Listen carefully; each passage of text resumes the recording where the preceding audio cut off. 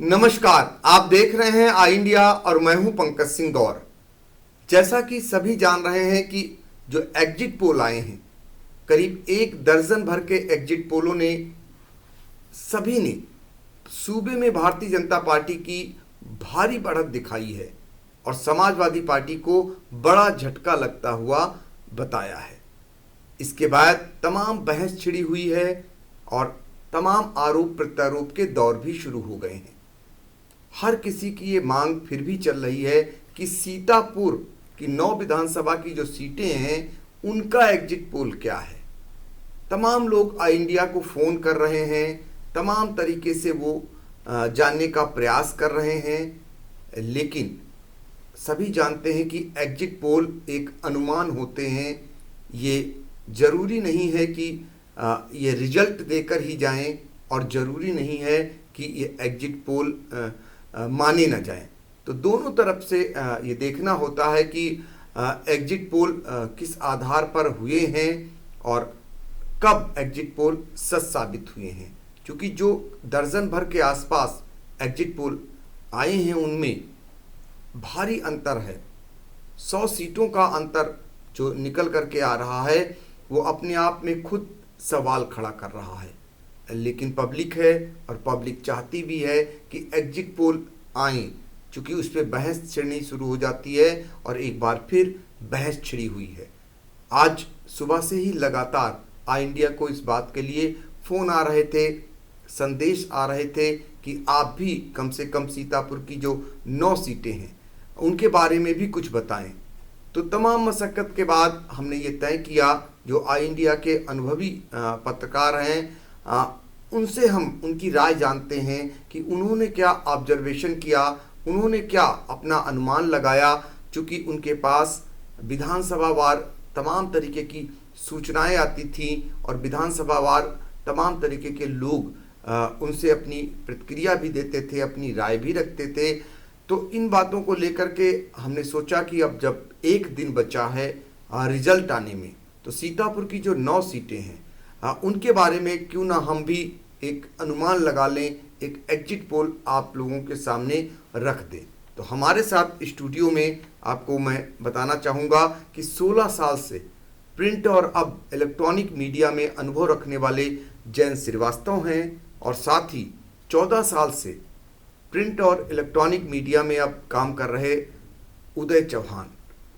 इनसे जानने की कोशिश करेंगे कि सीतापुर की जो 9 सीटें हैं उनके मुताबिक क्या कुछ निकल करके आ रहा है, कौन सी सीट किस पार्टी को जाती दिख रही है और कौन सी सीट पर कांटे की टक्कर है। तो शुरुआत करेंगे जयंत श्रीवास्तव से। सीतापुर की 9 विधानसभा सीटें हैं। जयंत, ये बताइए कि आपका अनुमान क्या कह रहा है, जो अब तक निकल करके आ चुका होगा, कि कौन सी विधानसभा की सीट किस पार्टी को जा रही है और कहां पर कांटे की टक्कर है। देखिए, आपको बता दें कि जो अब की बार चुनाव हुआ है ये जात पर आधारित चुनाव हुआ है। अब की विकास के मुद्दे सब गायब थे और इसके अलावा जो केवल मतदाताओं को लुभाने की कोशिश की गई है, कोई उपहार बांटने के जरिए, कोई वो गिफ्ट के जरिए, ये पूरा मुद्दा रहा है। लेकिन विकास के मुद्दे पे कोई बोल नहीं रहा था। हर पार्टी अपना मुद्दा उसका नदारद था। जो सीतापुर की बात करें तो सीतापुर में जो है मोहाली और की जो पहली विधानसभा है यहाँ की बात करें तो यहाँ पर हमको हमारा जो अनुमान है यहाँ पर एसपी और बीजेपी में टक्कर दिखाई दे रही है और यही हाल जो है सीतापुर। लेकिन यहाँ पर चांसेस ये हैं कि जो बीजेपी प्रत्याशी का जो चयन हुआ है वो देरी में हुआ है और जो उससे नाखुश भी पार्टी के लोग रहे हैं। इस वजह से जो है अभी जो निर्दलीय प्रत्याशी के रूप में चुनाव लड़ गए थे बीजेपी प्रत्याशी के खिलाफ, इसका असर जो है कहीं ना कहीं दिखाई देगा। इस वजह से जो है यहाँ पर सीतापुर में सपा की हमको सीट फाइनल होते दिख रही है। हरगांव विधानसभा की बात करें तो हरगांव विधानसभा में जो है भी यहाँ भी ऐसी टक्कर की है, लेकिन अनुमान यह है कि लास्ट में यह है बीजेपी सीट निकाल सकती है वहाँ पर। और लहरपुर की बात करें तो लहरपुर में भी जो है यहाँ भी टक्कर चल रही है, लेकिन लास्ट मोमेंट में जो है मुस्लिम और जो है कुर्मी एक जगह की वजह से यहाँ पे भी जो है सपा की सीट फाइनल होती नज़र आ रही है।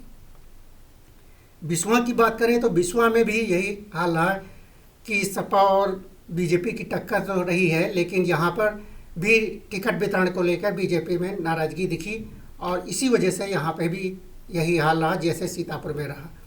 और एक खास बात ये भी यहाँ पे रही है कि जो बीजेपी के दिग्गज वहाँ पे थे या दूसरे दलों से आए थे, वो लास्ट मोमेंट में जो है सपा की ओर अंदरूनी रुख कर लिया। इस वजह से वहाँ भी सपा की लड़ाई फाइनल होती नज़र आ रही है। सेवता में भी यही कंडीशन है। सेवता में भी जो है कड़ा मुकाबला है सपा और बीजेपी के में, क्योंकि पिछली बार जो पूर्व विधायक रहे हैं महेंद्र सिंह झीन बाबू, वो लड़े नहीं थे, उनकी जगह पर सपा ने दूसरा कैंडिडेट उतारा था, लेकिन अब की उनको टिकट दिया है, तो इस वजह से जो है कड़ा मुकाबला दिख रहा है। महमूदाबाद की बात करें तो महमूदाबाद में भी यही कंडीशन रही, क्योंकि पिछली बार बीजेपी चंद वोटों से हार गई थी, लेकिन पिछली बार जो है बसपा ने कुर्मी बिरादरी को खड़ा किया था, लेकिन अब की मुस्लिम वर्ग वहाँ पे कैंडिडेट उतारा है। लेकिन अगर सपा अगर चूकती है तो भी यह है कि यहाँ पर बीएसपी के चांसेस ज़्यादा बन रहे हैं। सिधौली की बात करें, सिधौली में भी यही पार्टी कैंडिडेट को लेकर नाराज़गी दिखी है चयन को लेकर, लेकिन यहाँ पर सपा और बीजेपी का मुकाबला तो है, लेकिन लास्ट मोमेंट में जो है यहाँ भी जो है सपा की जो है सीट दिखती नज़र आ रही है।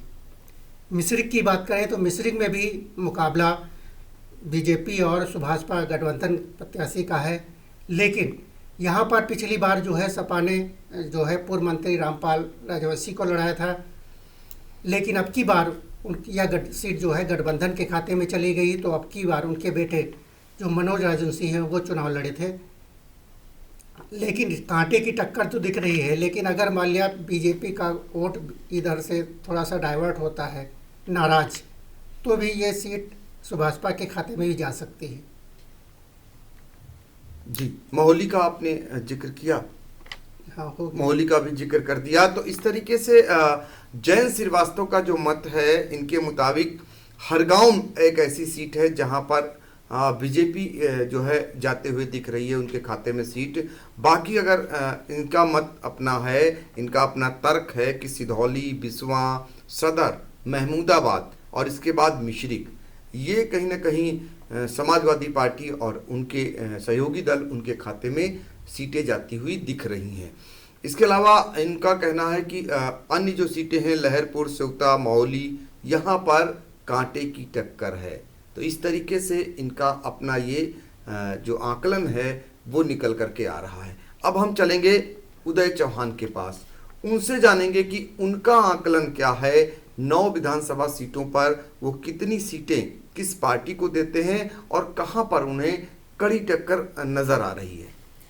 देखिए, सीतापुर की बात करें तो यहाँ इस चुनाव में जो उभर कर सामने आया, जातीय समीकरणों की बात करें तो जातीय समीकरण एक बहुत बड़ा आधार रहते हैं हर चुनाव में। ये इस चुनाव की बात छोड़ दीजिए, पंचायत चुनाव से लेकर के और लोकसभा चुनाव, तो जातीय समीकरण तो एक बहुत बड़ा बेस बनते हैं।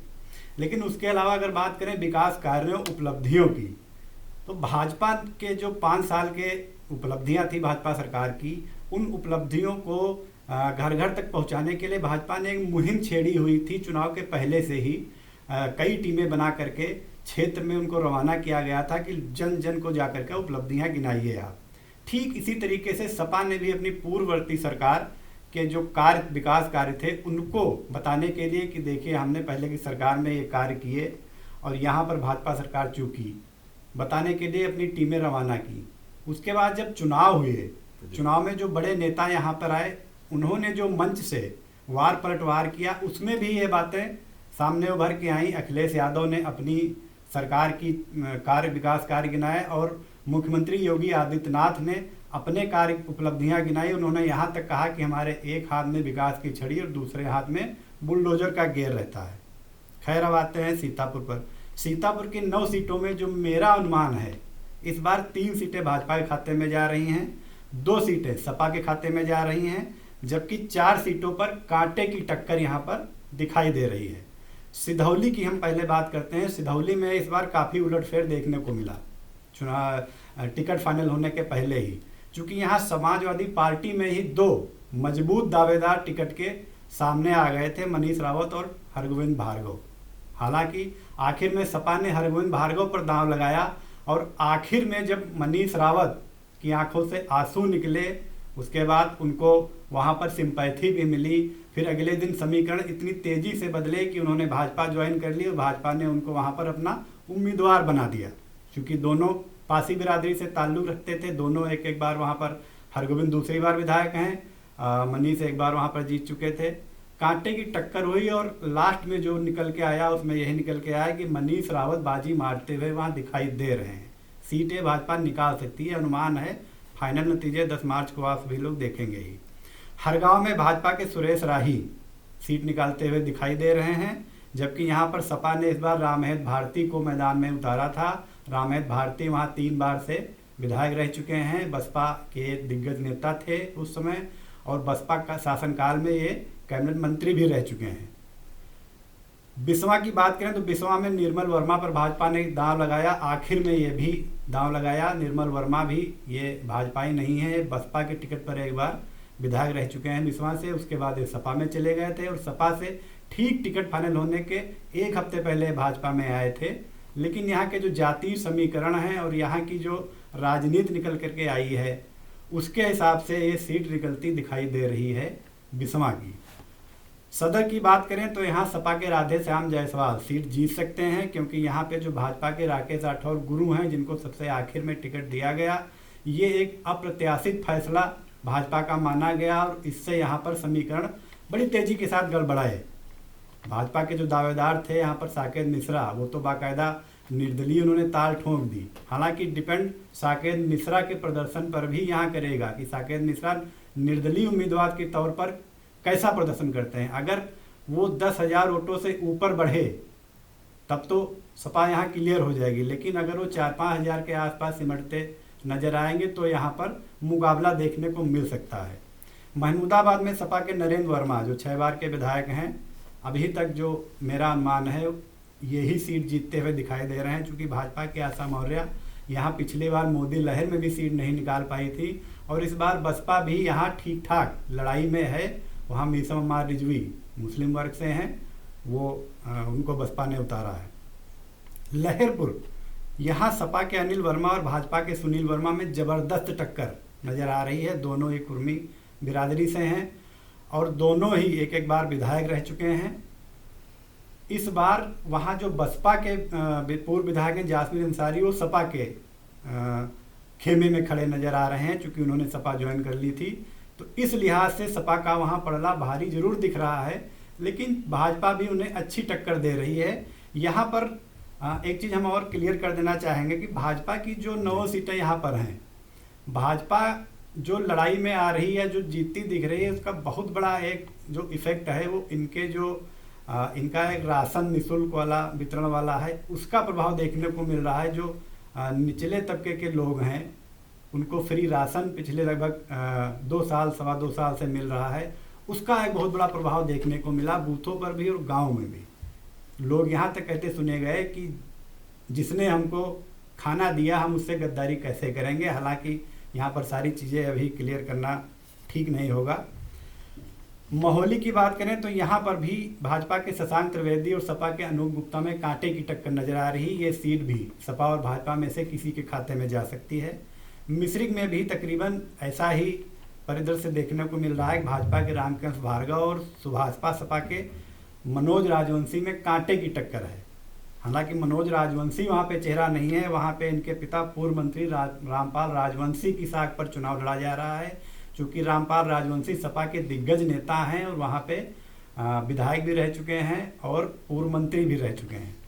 इसके अलावा सेवता की बात करें तो सेवता में भी कुछ इसी तरीके से हालात हैं। वहाँ भाजपा के ज्ञान तिवारी और सपा के महेंद्र सिंह झीन बाबू के बीच में ज़बरदस्त इस बार फाइट देखने को मिल रही है। महेंद्र सिंह झीन की बात करें तो ये 4 बार अपराजेय विधायक रह चुके हैं। हालांकि 2017 में ये नहीं लड़े थे और भाजपा के ज्ञान तिवारी वहाँ पर जीते थे। इस बार क्या कुछ नतीजे रहेंगे ये तो 10 मार्च को पता चलेगा। फिलहाल ये हमने अपना मेरा जो अनुमान था वो आपके सामने रख दिया है। ये अंतिम नतीजे नहीं है, अंतिम नतीजे 10 मार्च को ही सामने आएंगे। हाँ, उदय सिवता की बात कर रहे थे। सिवता में एक चीज और, एक फैक्टर देखने को मिला, एक ऐसी विधानसभा सीट जहां पर बिना सांसद के चुनाव लड़ा गया जी। एक फैक्टर बड़ा माना जा रहा है वहां पर। भारतीय जनता पार्टी के जो विधायक हैं ज्ञान तिवारी, उनके जो बैनर लगे थे उसमें सांसद के पोस्टर फोटो गायब थी, उनका नाम गायब था। उस बैनर में सिर्फ 2 फोटो थी, एक खुद की और एक वहां पर आए हुए थे, जो भी आए, प्रदेश अध्यक्ष स्वतंत्र देव सिंह आए हों या फिर योगी आदित्यनाथ आए, उन्हीं की फोटो दिखाई दी और किसी की फोटो नहीं दिखाई दी। तो एक कारण ये भी तो वहाँ बना होगा कुछ न कुछ। बिल्कुल बना है। वहाँ की जो गणित निकल के सामने आई है, सांसद राजेश वर्मा और जो सेवता के विधायक हैं भाजपा ज्ञान तिवारी, उनका 36 का आंकड़ा जो राजनीतिक उनकी प्रतिद्वंदता है वो जग जाहिर है। यही वजह है कि वहाँ बैनर पोस्टर से सांसद का फोटो गायब रहा। और अगर हम बात करें वहाँ की जो सांसद का खेमा है सेवता में, उसमें एक बड़ा नाम चंद्र कुमार मिश्र बापू, वहाँ के ब्लॉक प्रमुख रह चुके हैं रेउसा के, और उनका भी ब्राह्मण वर्ग में अच्छा खासा वहाँ पर प्रभाव माना जाता है। वो जो अंदर से बातें निकल के आ रही कि वो इस बार भाजपा के विरोध में कहीं ना कहीं दिखाई दिए खड़े। सपा के चाहे उनके व्यक्तिगत संबंधों की बात करें या भाजपा विधायक और सांसद के 36 के आंकड़ों को उसका कारण मान लें, कहीं ना कहीं वो इनके विरोध में खड़े जरूर दिखाई दिए। तो सीतापुर लोकसभा सीट में ही ये विधानसभा क्षेत्र आता है और वहाँ पर सांसद और विधायक की खुल्लम खुल्ला एक समान लड़ाई दिखाई दी और वो लड़ाई प्रदेश मुख्यालय तक भी पहुँची, वहाँ के नेताओं तक भी ये सारी बातें पहुँची हैं। क्या कुछ रिजल्ट निकल करके आ रहा है ये फिलहाल 10 मार्च को पता चलेगा।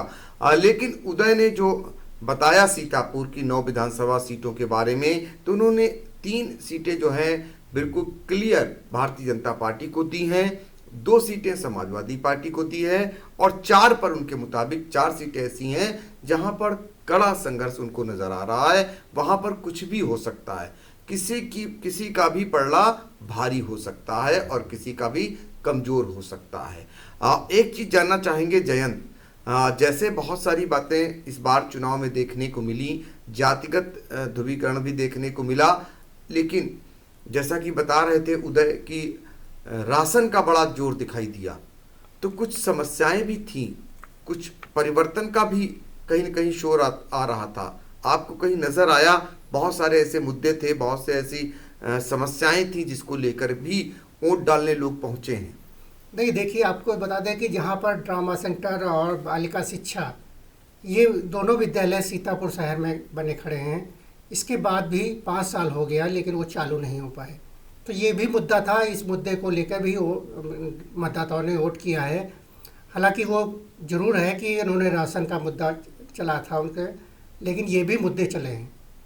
जी, ये मुद्दे चले हैं, लेकिन इस बीच बेरोजगारी का भी मुद्दा था। इस बीच अगर बात करें तो पुरानी पेंशन बहाली का भी मुद्दा था, इसका भी मुद्दा आपको कहीं दिखाई दिया? हाँ, बिल्कुल। सरकारी कर्मचारियों में या जो संविदा कर्मचारी हैं, ये पुरानी पेंशन बहाली को लेकर पूरे लामबंद नजर आए हैं। एक तरफ जो है संभावना ये है कि उन्होंने खुल एकजुट होकर मतदान किया है। उदय, आप फाइनल टच में क्या बताना चाहेंगे, जो मुद्दे आपको दिखाई दे रहे हैं दोनों तरफ के, भारतीय जनता पार्टी की ओर से जो मामला रखा जा रहा था और जो विपक्षी दलों की ओर से बातें कही जा रही थी, वो कितनी प्रभावी दोनों तरफ से आपको नजर आई? देखिए, मुद्दों की बात करें तो सीतापुर जिले की जो सबसे बड़ा मुद्दा और सबसे पुराना मुद्दा है वो है बाढ़ और कटान का। हमने भी लगभग 3 से 4 चुनाव देखे। बाढ़ कटान का मुद्दा तो चुनाव में बनाया जाता है, लेकिन उस मुद्दे को लेकर के लोग वोटों में कहाँ तक तब्दील कर पाते हैं, ये जब जनादेश आता है तो कहीं नजर नहीं आता है। जनादेश आने पर मुद्दे सब किनारे रह जाते हैं। मुद्दा राशन का हमने इसलिए बताया कि मुद्दा राशन का इसलिए चला, राशन का मुद्दा ऐसे समय में आया जब कोरोना काल आया था और जो मजदूरी पेशा के लोग हैं या जो निम्न वर्ग के लोग हैं, जो रोज मजदूरी करके खाने वाले लोग हैं, उनके सामने हालात ऐसे थे कि घर में जो कुछ था वो हफ्ते 10 दिन बाद खत्म होने वाला था। उनके सामने रोजी रोटी के लाले हो गए थे और संकट खड़ा हो गया था कि अब वो अपने परिवार का पेट कैसे भरेंगे। हम खुद कोरोना काल में बाहर निकले, हमने वह उस समय भी हालात देखे, और ऐसे मौके पर जब सरकार ने फ्री राशन देना शुरू किया तो वो बहुत बड़ा, उनके लिए बहुत बड़ी राहत, वो राशन नहीं, उनके लिए एक तरीके से संजीवनी बनकर वो राशन उनको मिला। तो ये चीज़, और तब से लगातार अब तक वो फ्री मिलता उनको आ रहा है, तो ये चीज़ कहीं ना कहीं उनके दिमाग में बसी रही। बाकी अगर बात करें हम विद्यालय और ट्रामा सेंटर के मुद्दे ये भी हैं, लेकिन जैसे बाढ़ और कटान की हमने बात की कि ये मुद्दे उतना प्रभावी इसलिए नहीं हो पाते कि ये मुद्दे सीधा पेट पे असर नहीं करते हैं। राशन ने सीधे पेट पे, भूख, जो आदमी की सबसे बड़ी जरूरत होती है भूख, उस पे इसने अटैक किया है, इसलिए ये इतना प्रभावी माना जा रहा है। और ये सीतापुर में ही नहीं, इस मुद्दे को लेकर कर भाजपा ने पूरे यूपी में चुनाव लड़ा है, और अगर सरकार इनकी बन रही है यूपी में तो राशन फैक्टर बहुत बड़ा इनका जो है फैक्टर माना जाएगा भाजपा का इस बार। खैर, अब तो ये तो 10 मार्च को ही तय हो पाएगा कि किसकी जीत होती है और किसकी हार होती है। फिलहाल एग्जिट पोल में जो सीतापुर के नतीजे थे या जो अनुमान है वो हम लोगों ने आपके सामने रखे। 9 विधानसभा सीटों के बारे में आपको बताया हमारे 2 अनुभवी पत्रकारों ने कि कौन सी विधानसभा सीट पर टक्कर है और कौन सी किस खाते में जा सकती है। ये फाइनल नहीं माना जाएगा, ये सिर्फ अनुमान है, और अनुमान के मुताबिक आप तक बात पहुंचाने का प्रयास हुआ है। और हम उम्मीद करेंगे कि 10 मार्च को जैसे ही नतीजे आने शुरू होंगे, आई इंडिया पर सबसे पहले हर राउंड की मतगणना हम आप तक पहुंचाने का काम करेंगे।